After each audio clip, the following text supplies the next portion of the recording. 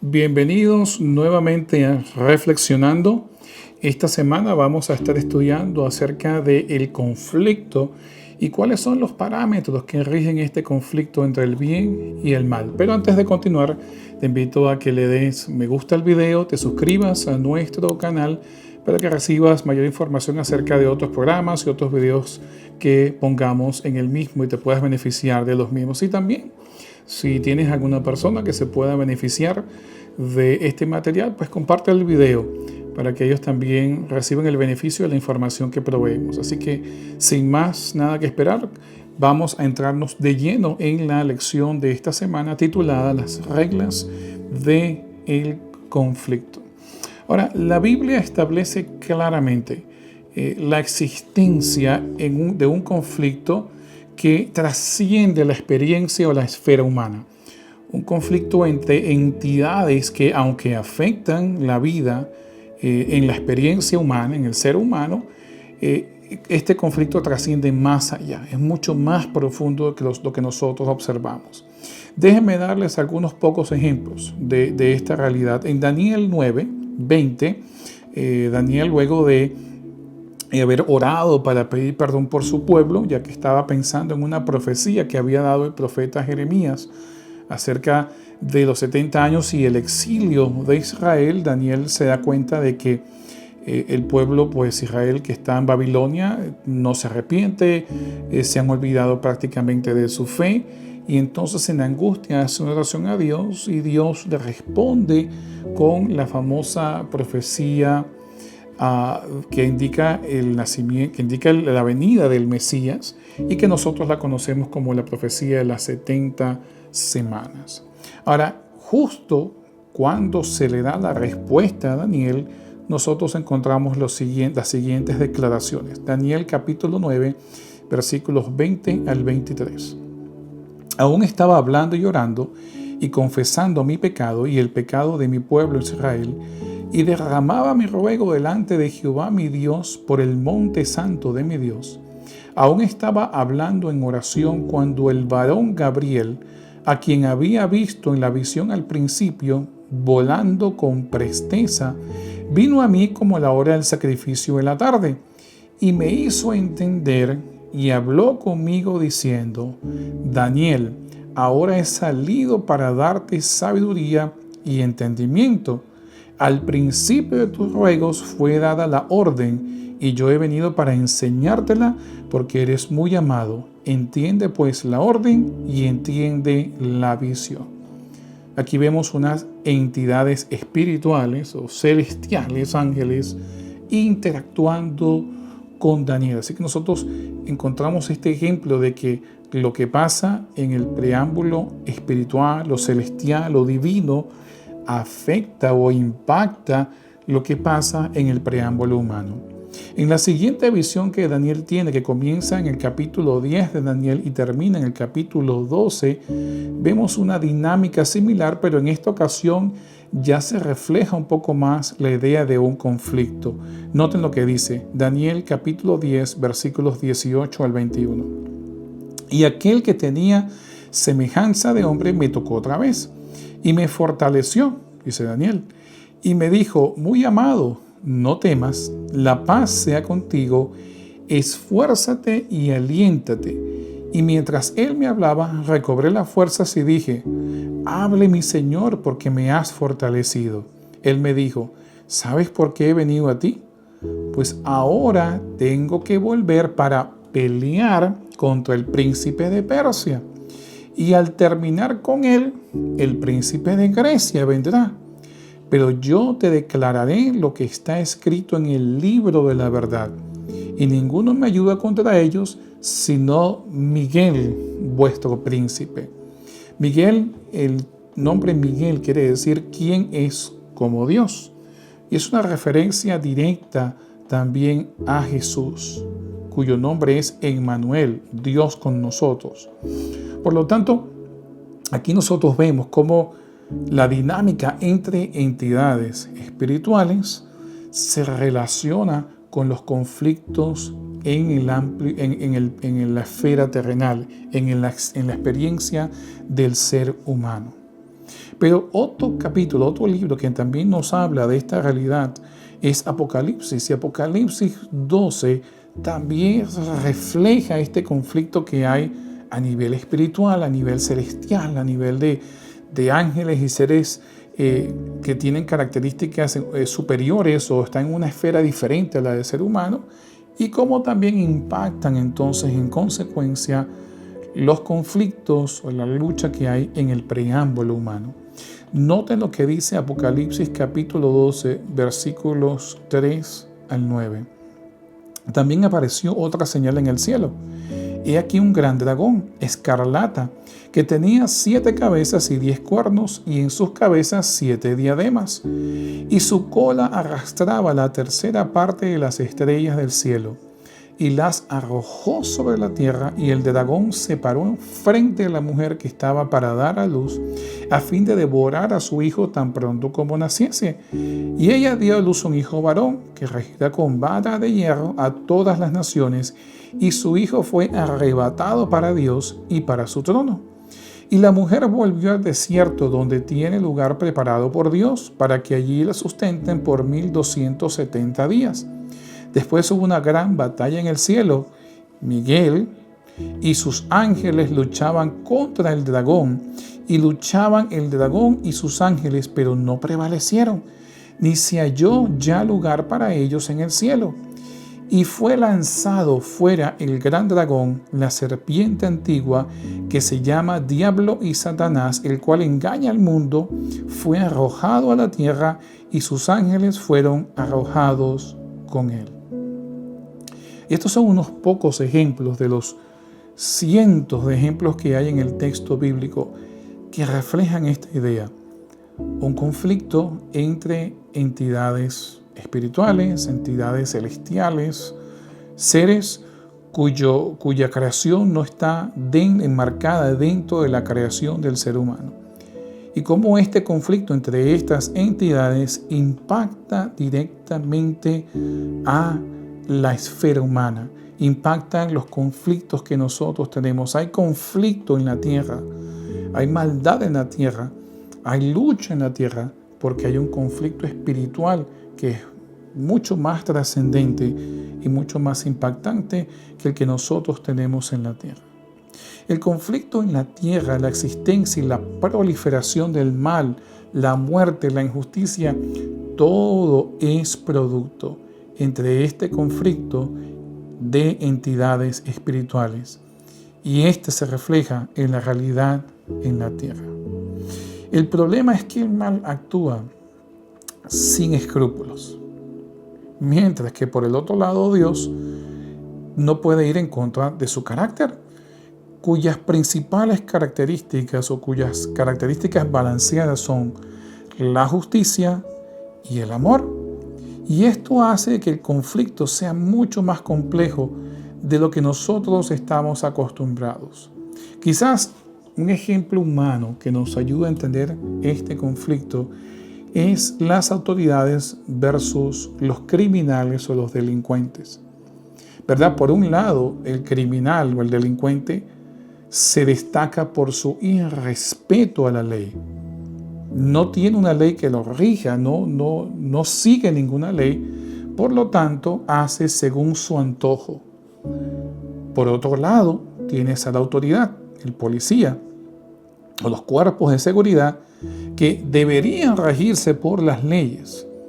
Y eso hace de que el asesino no tenga ningún impedimento en asesinar, pero que la autoridad, el cuerpo de seguridad, tenga que pensar muy bien cuándo tiene que apretar el gatillo, porque no tiene la libertad de asesinar, sino que tiene que actuar en defensa propia. Esa libertad que tienen los delincuentes y esas restricciones que tienen los que sirven en las fuerzas policiales, en las fuerzas de seguridad, ejemplifica, no en forma perfecta, pero ejemplifica un poco la complejidad de la dinámica que hay entre las fuerzas del mal y las fuerzas del bien.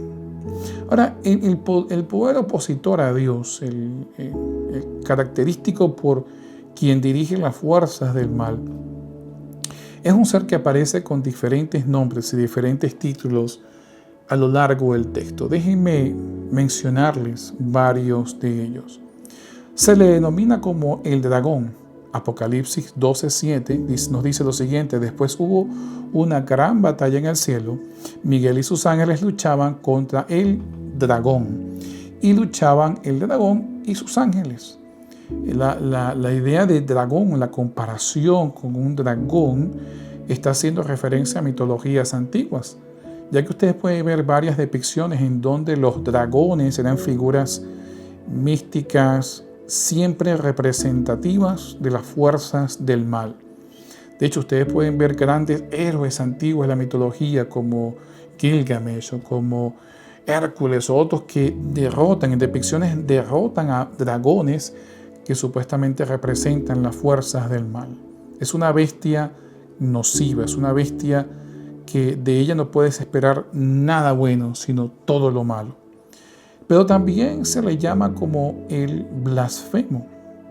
Apocalipsis 13, en los versículos 1 al 5 nos dice lo siguiente: me paré sobre la arena del mar y vi subir del mar una bestia que tenía 7 cabezas y 10 cuernos, y en sus cuernos 10 diademas, y sobre sus cabezas un nombre blasfemo. Y la bestia que vi era semejante a un leopardo, y sus pies como de oso, y su boca como de león, y el dragón le dio su poder y su trono y grande autoridad. Y vi una de sus cabezas como herida de muerte, pero su herida fue mortal, fue sanada. Y se maravilló toda la tierra en pos de la bestia, y adoraron al dragón que había dado autoridad a la bestia, y adoraron a la bestia, diciendo: ¿quién como la bestia? ¿Quién podrá luchar contra ella? También se le dio boca que hablaba grandes cosas y blasfemias, y se le dio autoridad para actuar 42 meses, y abrió su boca en blasfemias contra Dios, para blasfemar en su nombre, de su tabernáculo y de los que moran en el cielo. Así que ustedes pueden ver cómo este dragón es inspirador, creador y formador de todas las blasfemias posibles, las cuales pasa a los poderes que lo están asistiendo en su lucha contra Dios, contra el bien. Cuando nosotros hablamos de la palabra blasfemia, hay dos formas en el texto bíblico de blasfemar, ¿verdad? Una forma de blasfemar es yo tomar el lugar de alguien y atribuirme su autoridad o su poder. Por eso es que la blasfemia contra el Espíritu Santo no es perdonada. Yo no puedo decir que el Espíritu Santo hizo algo a través de mí cuando no ha hecho ningún tipo de milagro o obra sobrenatural. Pero también hay otra forma de blasfemar, y es hablar en contra, falsamente hablando en contra de algo. Nosotros lo vemos en Apocalipsis, ¿verdad? Este poder habla blasfemias en contra del tabernáculo, habla blasfemias en contra de Dios, habla blasfemia en contra de su trono. También lo vemos en el libro de Daniel, y usa más la expresión palabras arrogantes o palabras de enemigo. Por lo tanto, la blasfemia también puede consistir en calumnias o palabras viciosas que van en contra de alguien. Pero otro título, otra definición que se le da a estos poderes es precisamente poderes o gobernadores de las tinieblas. Una definición bastante fuerte. Noten lo que dice Pablo en Efesios 12:12. Porque no tenemos lucha contra sangre y carne, sino contra principados, contra potestades, contra los gobernadores de las tinieblas de este siglo, contra huestes espirituales de maldad en las regiones celestes. Eso contrasta con lo que dice Jesús. Jesús dice: yo soy la luz del mundo. Y Jesús le dice a sus seguidores: ustedes son la luz del mundo. Y Juan, cuando define la venida de Jesús, dice: la luz vino al mundo y los que habitaban en el mundo no la quisieron y quisieron continuar en tinieblas. Bueno, Pablo define estas tinieblas como el ambiente, como la casa en donde estas entidades espirituales ejercen su dominio y cómo desde las tinieblas tratan también de impactar al ser humano para, como dice Juan, cuando los motivó a que rechazaran a Jesús, mantenerlos en tinieblas. Y finalmente, otro de los títulos, aunque hay muchos otros, pero quise nada más tomar algunos de ellos, y quizás los dos más famosos, ¿verdad?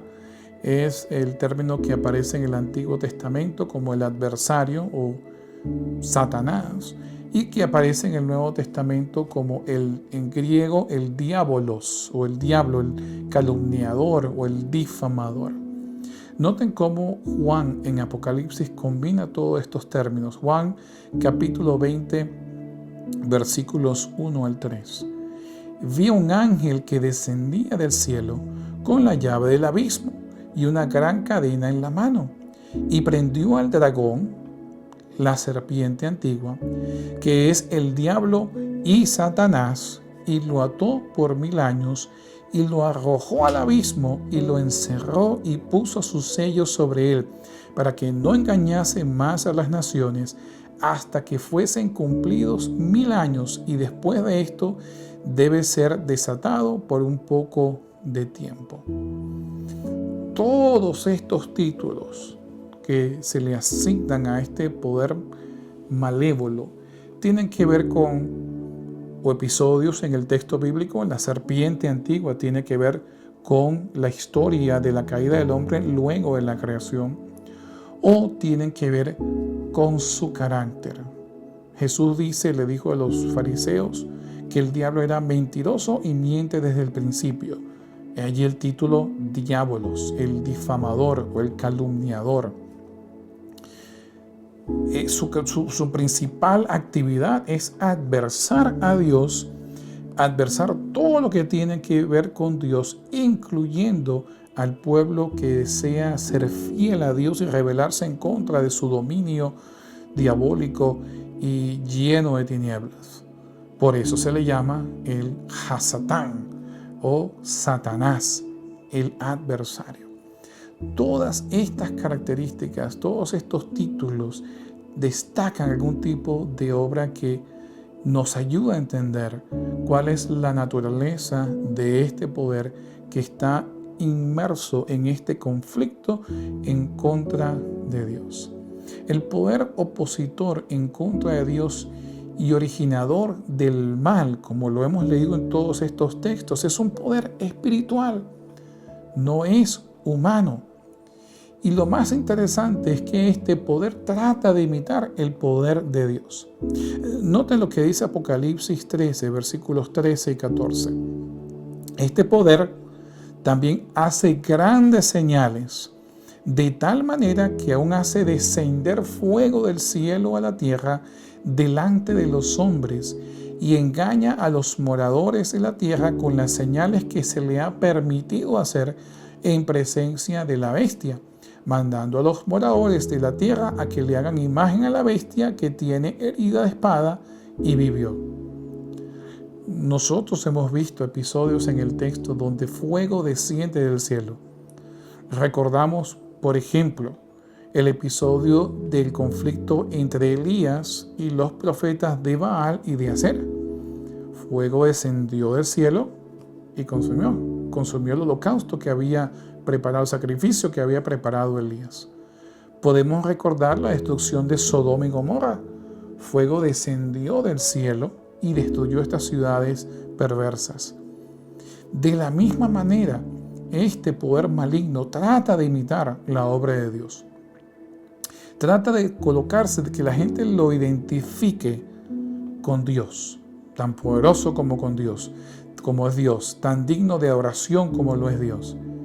Y en su intento de incursionar y colocarse en el lugar de Dios, entonces, espiritualmente hablando, imita las acciones de Dios, sobre todo aquellas que tienen que ver con obras sobrenaturales.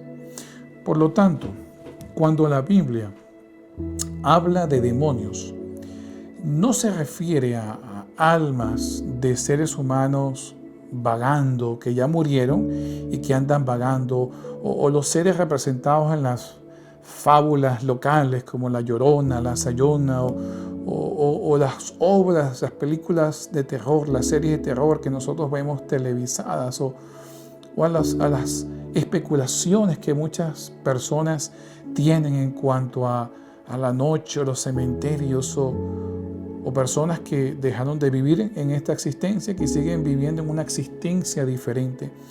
La Biblia, cuando habla de demonios, no se refiere a eso. Se refiere a ángeles caídos, ángeles dominados por el mal y seguidores de Satanás, cuyo único propósito es la oposición directa a Dios y a todos los que deciden seguirle, y por supuesto la propagación del mal y las tinieblas por donde quiera que ellos están. Muchas veces las personas creen que están hablando con sus familiares que han fallecido y están en otro preámbulo espiritual. Pero la Biblia es clara en cuanto a los muertos. Los muertos nada saben. El muerto, la respuesta de la Biblia es que el muerto, muerto está. La respuesta bíblica a la muerte no es la continuidad de la vida. La respuesta bíblica a la muerte se llama resurrección o la vuelta a la vida. Por lo tanto, todas estas apariciones místicas, estas apariciones sobrenaturales de seres, de imágenes, no son otra cosa, sino entidades espirituales, nuevamente imitando, pretendiendo ser, haciendo milagros que parecieran que vienen de Dios. Pero las tinieblas y la luz no se mezclan. Quizás un ejemplo clásico que nosotros tenemos en el texto bíblico acerca de toda esta dinámica, cómo este conflicto afecta la esfera humana, afecta a nuestro mundo, nuestra experiencia, la encontramos en la historia de Job. Ahora, la historia de Job no es única y, como hemos hablado en otros episodios de Reflexionando, ha sido una pregunta que ha trascendido la Biblia, las culturas y el tiempo. Porque una persona que es justa, que trata de hacer las cosas bien, tiene que sufrir. ¿Por qué razón? ¿Por qué existe la injusticia? Bueno, la historia de Job nos ayuda a entender un poco esta dinámica. Pero una cosa interesante es que cuando usted lee el libro de Job, el personaje principal, no sabe lo que está pasando. Él no entiende por qué le sobrevino el mal, por qué la tragedia está sobre él y su familia. Ahora, usted lo sabe porque usted está leyendo el trasfondo. Pero Job, que está viviendo la historia, no lo sabe. Y de hecho, no lo entiende, sino ya hasta el final, cuando finalmente establece un diálogo con Dios. Y en su mente estaba la idea de que si él es fiel a Dios, entonces Dios lo habría de bendecir. Y no pensamos nosotros muchas veces así. Si yo hago las cosas bien, Dios me va a bendecir. De hecho, creo que hay hasta promesas bíblicas donde Dios le dice a los israelitas cuando van hacia Canaán: si bien hicieres, no te voy a bendecir. Se lo dijo a Caín.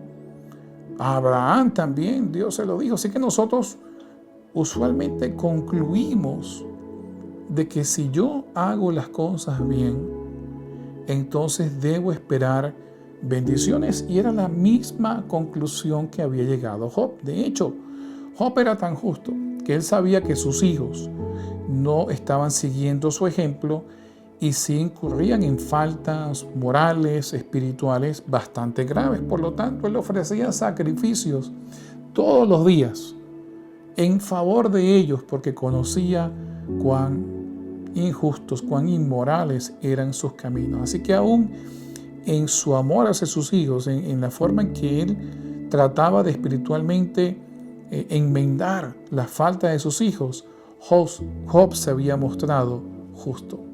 Pero el mal llegó a su vida.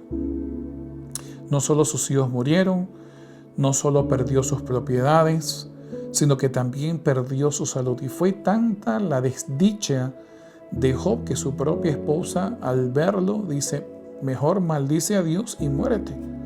Porque la esposa sabía que Job era justo, pero le había sobrevenido tanto mal que ella misma concluyó: ¿de qué te sirve, Job? Por el contrario, has sido justo y Dios no te ha bendecido, sino que la tragedia y el mal han llegado a tu vida. La otra opinión, la otra perspectiva es los amigos de Job, los compañeros de Job. Ahora, ellos a lo largo de todo el libro discuten con Job porque ellos no pueden concebir la idea de que todo este mal le haya sobrevenido a Job por ninguna otra razón de que Job algo malo hizo para que Dios lo castigara de esa manera. Es decir, ellos asociaban la ausencia de mal con la bendición de Dios a causa de la fidelidad de una persona, y la presencia del mal, de la tragedia, de la desgracia, del infortunio, como una consecuencia directa de Dios, como un castigo de Dios por el mal comportamiento de la persona que estaba recibiendo todas estas desdichas, todas estas desgracias. La siguiente opinión es la de Satanás. Satanás dice: bueno, claro, Job te sirve porque tú lo bendices. Es la misma dinámica, pero desde la perspectiva espiritual. Los humanos decían: si nos portamos bien, Dios nos bendice. Satanás decía: los humanos se portan bien para que tú los bendigas. Y ese es el caso de Job. Pero deja de bendecirlo para ver si Job no cambia de actitud. Y entonces está la perspectiva de Job. Job dice: pero si yo no he sido injusto, yo he hecho los sacrificios, de hecho, júzgame, oh Dios, dice Job, dame un chance para presentarme delante de ti, para presentar mi causa. Para Job, Dios está siendo injusto, le está trayendo el mal y le está injustamente castigando cuando él se ha portado justamente. Así que cada una de las diferentes perspectivas se resume a una sola idea. La idea de que en el preámbulo humano, Dios está en absoluto control de todo lo que pasa.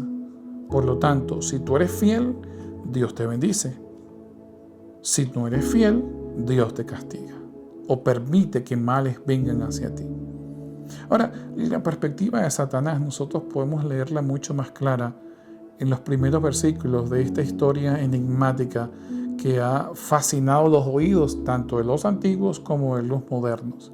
Leamos los primeros versículos en el capítulo 1, los versículos 1 en adelante. Lean conmigo en sus Biblias. Hubo en tierra de Uz un varón llamado Job, y este hombre era perfecto y recto, temeroso de Dios y apartado del mal.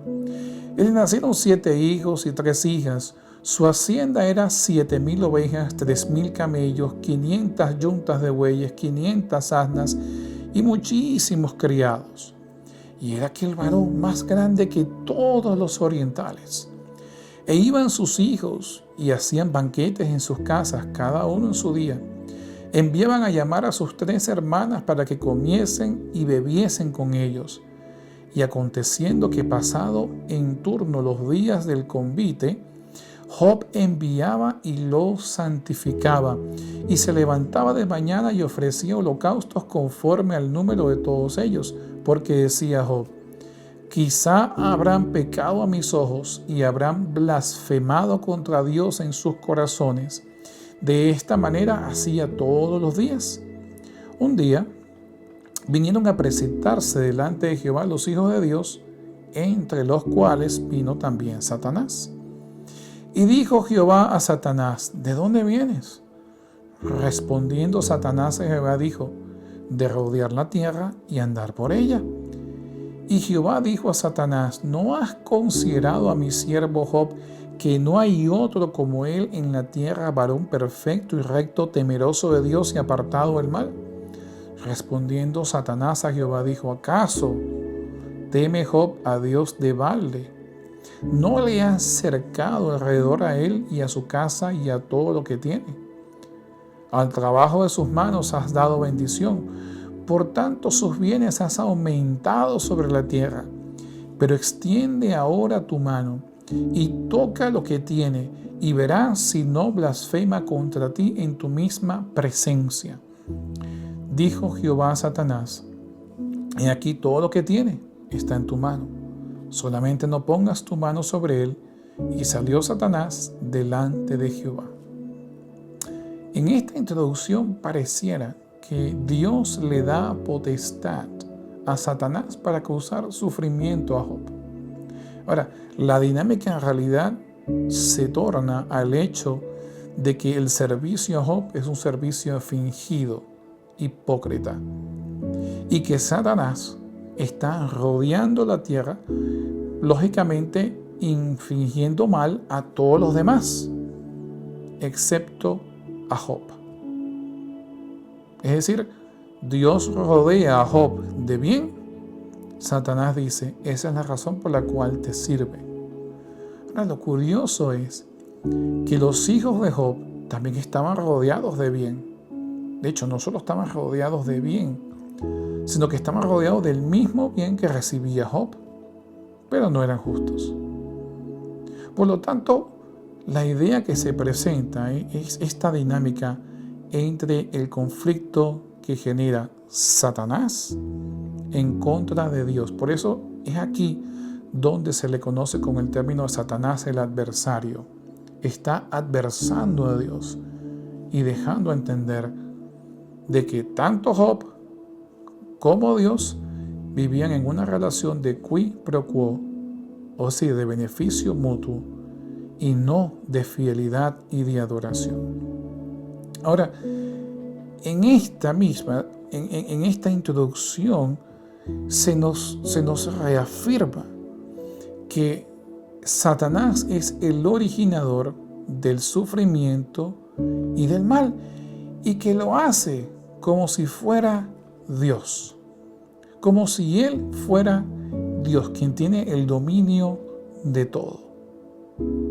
Ahora, es interesante cuando nosotros continuamos leyendo cómo la dinámica entonces comienza a cambiar. Noten, versículo 16 en capítulo 1 de Job. Aún estaba hablando, cuando vino otro que dijo, fuego de Dios cayó del cielo y quemó las ovejas y a los pastores y los consumió.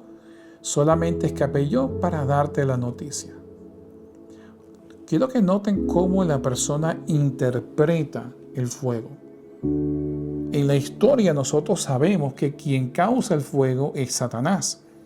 Pero el siervo que viene a decirle a Job quién fue el que causa el fuego, no lo identifica a Satanás como el originador del fuego, sino identifica a Dios como el originador del fuego. ¿Ven lo complejo de la dinámica?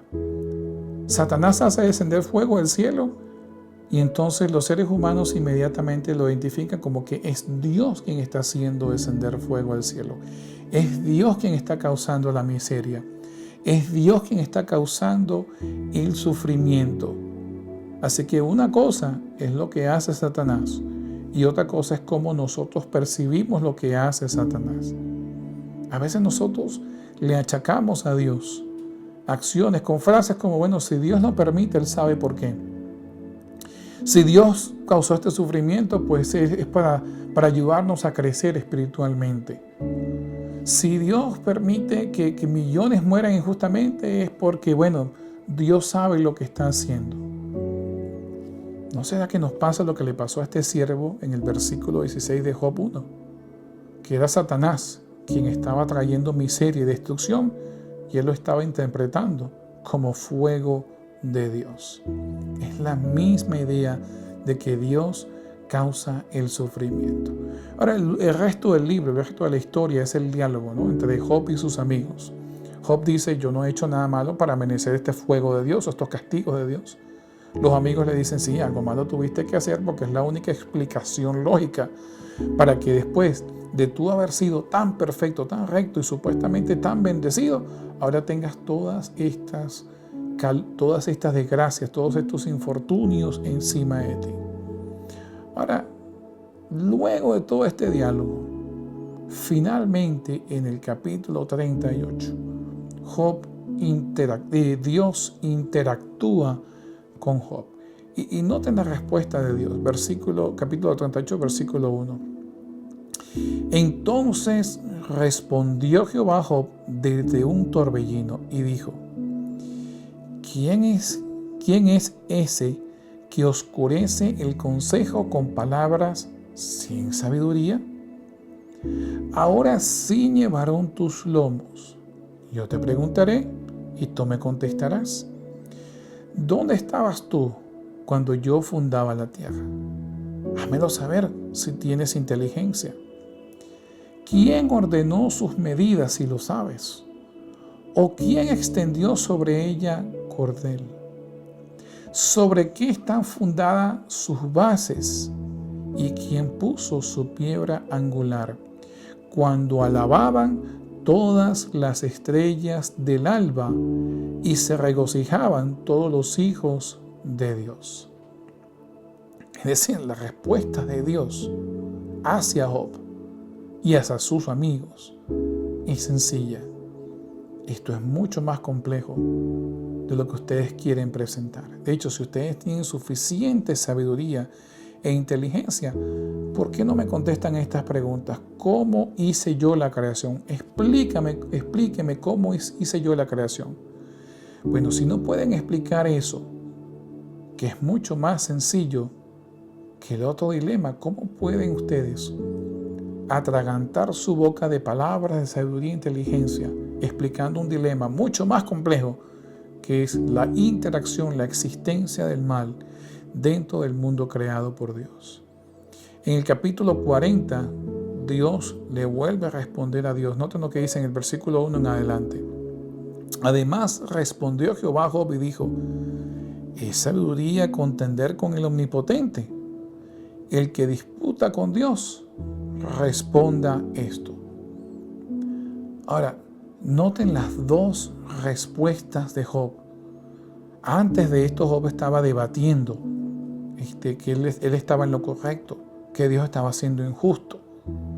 Pero luego de que Dios presenta toda esta serie de preguntas retóricas a las cuales Job no tenía ninguna respuesta, entonces Job responde de la siguiente manera. Capítulo 40, versículos 3 al 5. Entonces respondió Job a Jehová y dijo: he aquí que yo soy vil. ¿Qué te responderé? Mi mano pongo sobre mi boca. Una vez hablé, mas no responderé. Aún 2 veces, mas no volveré a hablar. En el capítulo 42, Job nuevamente vuelve a responderle a Dios y le dice lo siguiente, versículo 2. Yo conozco que todo lo puedes y que no hay pensamiento que se esconda de ti. ¿Quién es el que oscurece el consejo sin entendimiento? En otras palabras, él, Job. Por tanto, yo hablaba lo que no entendía, cosas demasiado maravillosas para mí que no comprendía. Oye, te ruego y hablaré, te preguntaré y tú me enseñarás. De oídas te había oído, mas ahora mis ojos te ven. Por tanto me aborrezco y me arrepiento en polvo y ceniza.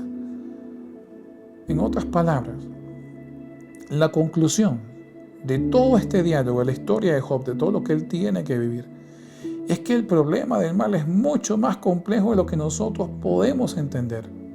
Si nosotros no podemos entender el proceso de creación y otras realidades mucho más sencillas de Dios o de las obras de Dios, mucho menos nosotros podemos entender la existencia del mal y la relación que tiene con Dios. Es muy difícil entender sus límites, es muy difícil entender la naturaleza del conflicto que existe entre el bien y el mal. Pero hay algo que sí podemos entender, y es la naturaleza temporaria o eterna de ambas entidades. Noten que si nosotros debemos recordar que la situación del mal, es decir, el gobierno de las tinieblas, la existencia del mal, de la injusticia, del pecado, del sufrimiento, de la muerte, son temporales, mas la existencia de Dios es eterna. El mal, junto con su originador, el dragón, Satanás, el diablo, todos estos nombres que se le asignan, y los que abrazan las tinieblas, tendrán su fin. Y Dios establecerá su reino que reinará para siempre en ausencia del mal. Es lo que constantemente nos recuerdan las profecías que Dios le dio a Daniel. Es el centro, el clímax, la escena gloriosa final del libro de Apocalipsis. Es la promesa que Jesús dice cuando le dijo a los fariseos: no se van a lamentar hasta que me vean venir en las nubes de los cielos y digan: bendito el que viene en el nombre del Señor. Es la esperanza que está a todo lo largo del texto. Justo cuando se acercaba a las escenas de la cruz, Jesús también hace alusión a esta realidad, a la realidad que el dominio de Satanás, el dominio del enemigo, el diablo, es temporal, es limitado y ya está siendo objeto de juicio. Noten lo que dice en Juan 12:31. Ahora es el juicio de este mundo. Ahora el príncipe de este mundo será echado fuera. Más adelante en Juan 16 también nos reflejan las palabras de Jesús similarmente diciendo lo siguiente. Juan 16, 7 en adelante, 7 al 11. Pero yo os digo la verdad, os conviene que yo me vaya, porque si no me fuere, el Consolador no vendría a vosotros. Mas si me fuere, os lo enviaré. Y cuando Él venga, convencerá al mundo de pecado, de justicia y de juicio. De pecado, por cuanto no creen en mí. De justicia, por cuanto voy al Padre y no me veréis más. Y de juicio, por cuanto el príncipe de este mundo ha sido ya juzgado. En el libro de Apocalipsis, por el mismo autor, Juan, en el capítulo 21, nos refleja nuevamente también esta realidad. Noten lo que dice: vi un ángel que descendía del cielo con la llave del abismo y una gran cadena en la mano, y prendió al dragón, la serpiente antigua, que es el diablo y Satanás, y lo ató por 1000 años, y lo arrojó al abismo, y lo encerró, y puso sus sellos sobre él, para que no engañase más a las naciones, hasta que fuesen cumplidos 1000 años, y después de esto debe ser desatado por un poco de tiempo. Versículo 7. Cuando los 1000 años se cumplan, Satanás será suelto de su prisión y saldrá a engañar a las naciones que están en los 4 ángulos de la tierra, a Gog y a Magog, a fin de reunirlos para la batalla, el número de los cuales es como la arena del mar. Y subieron sobre la anchura de la tierra y rodearon el campamento de los santos y la ciudad amada, y de Dios descendió fuego del cielo y los consumió. Y el diablo y los que engañaba fue lanzado en el lago de fuego y azufre, donde están la bestia y el falso profetas, y serán atormentados día y noche por los siglos de los siglos. El destino del mal ya está determinado. Su fracaso es inevitable y su gobierno es estrictamente temporal.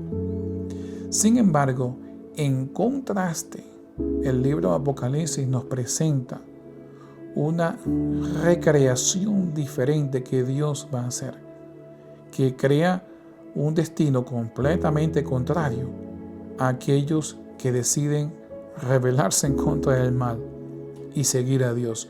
Noten Apocalipsis 21, versículos 1 al 4, cómo nos presenta este diferente paradigma, esta diferente descripción del reino eternal de Dios.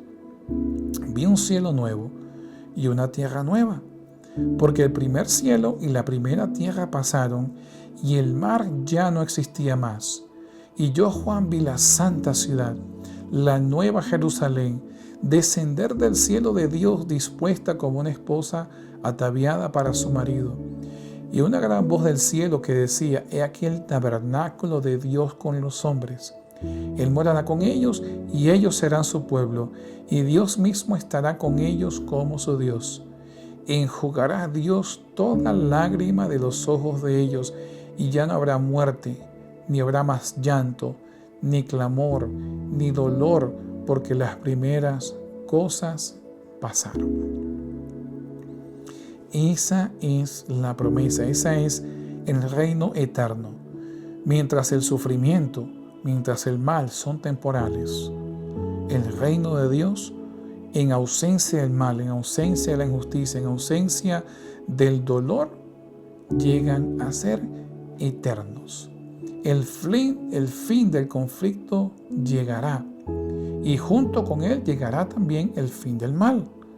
Y Dios y su reino, que son eternos, serán establecidos, y solamente el bien, solamente el amor, solamente la justicia, solamente la bondad podrán existir en él. Satanás y su reino son temporales. Finalmente, debemos nosotros entender que el conflicto es extremadamente complejo, porque de lado y lado hay limitantes y hay dinámicas que son difíciles de entender, pero que ponen cerco a la actividad de cada una de las entidades envueltas en este conflicto. Por un lado, Dios está limitado en actuar conforme a su carácter, a cumplir sus promesas, a no mentir, a no infringir injusticia. Dios tiene una limitante moral, una limitante ética. Es decir, Dios no puede actuar sin escrúpulos. Por otro lado, Satanás tiene un poder limitado. Él es poderoso, más de lo que nosotros podemos imaginar, pero definitivamente no es todopoderoso. Él no lo puede todo, tiene limitantes, y aunque actúa sin escrúpulos, se está enfrentando a un poder muy superior al de él. Marcos 6 nos refleja esta dinámica. Noten lo que dice narrando este episodio en la vida de Jesús. Salió Jesús de allí y vino a su tierra, y le seguían sus discípulos. Y llegado el día de reposo, comenzó a enseñar en la sinagoga, y muchos oyéndole se admiraban y decían: ¿de dónde tiene estas palabras? ¿Y qué sabiduría es esta que le es dada? Y estos milagros que por sus manos son hechos. ¿No es este el carpintero, hijo de María, hermano de Jacobo, de José, de Judas y de Simón? ¿No están también aquí con nosotros sus hermanas? Y se escandalizaban de él. Mas Jesús les decía: no hay profeta sin honra sino en su propia tierra, y entre sus parientes y en su casa. Y noten, y no pudo hacer allí ningún milagro, salvo que sanó unos pocos enfermos, poniendo sobre ellos las manos, y estaba asombrado de la incredulidad de ellos. Jesús no podía forzar el evangelio sobre ellos. No podía manipularlos para que lo aceptaran. Hay limitantes en el conflicto, de lado y lado. Marcos 9, 25 al 28 leemos lo siguiente. Y cuando Jesús vio que la multitud se agolpaba, reprendió al espíritu inmundo, diciendo: el espíritu mudo y sordo, yo te mando, sal de él y no entres más en él. Entonces el espíritu, clamándole y sacudiéndole con violencia, salió, y él quedó como muerto, de modo que muchos decían: está muerto. Pero Jesús, tomándole de la mano, le enderezó y le levantó. Cuando él entró en casa, sus discípulos le preguntaron aparte: ¿por qué nosotros no pudimos echarle fuera? Y les dijo: este género con nada puede salir, sino con oración y con ayuno. ¿Se dan cuenta? Satanás tiene limitantes, por un lado. Lo vemos en diferentes episodios bíblicos. Pero por otro lado, Dios también tiene limitantes. Y aunque es todopoderoso, hay ciertas cosas que van en contra del carácter de Dios, en contra de su naturaleza, que Dios no va a hacer. Por un lado, Satanás actúa sin escrúpulos. Por otro lado, Dios se atiene a su ley moral, a su ley ética.